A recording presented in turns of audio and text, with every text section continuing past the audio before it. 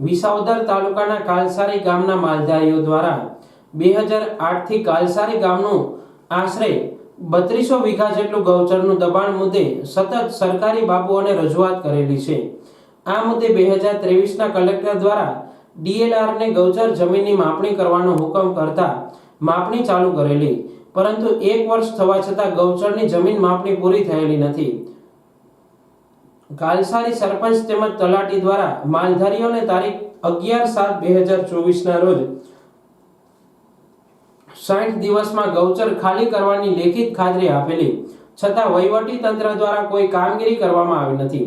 ત્યારે માલધારીઓ દ્વારા તારીખ 12/9/2024ના રોજ ટીડીઓ, મામલતદાર, પ્રાંત અધિકારી તેમજ પોલીસ ડિપાર્ટમેન્ટને લેખિત અરજી આપેલી અને તારીખ 17/9/2024 સુધીનું અલ્ટિમેટમ પણ આપેલું, છતાં વહીવટી તંત્ર દ્વારા કોઈ કામગીરી કરવામાં આવી નથી। આ માલધારીઓની લેખિત અરજીની પણ ગંભીરતા લેવામાં આવી નથી। તેથી કાલસારી ગામના માલધારીઓ આજરોજ સરકારી કચેરી સામે જ્યાં સુધી પોતાની માંગ પૂરી નહીં થાય ત્યાં સુધી ઉપવાસ આંદોલન ઉપર બેસી ગયા છે। જાગાભાઈ દેવસીભાઈ મેવાડા માલધારી સમાજમાંથી આવી છે।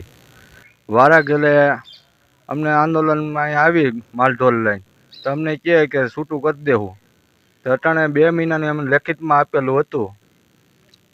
2 મહિના પૂરા થઈ ગયા, 11 તારીખે એનો મહિનો 2 મહિના પૂરા થતા હતા। 11 તારીખે અમને લેખિત આપ્યું હતું 7મા મહિનાની, 9મા મહિનાની 11 તારીખે પૂરું થઈ ગયું એનું લેખિત।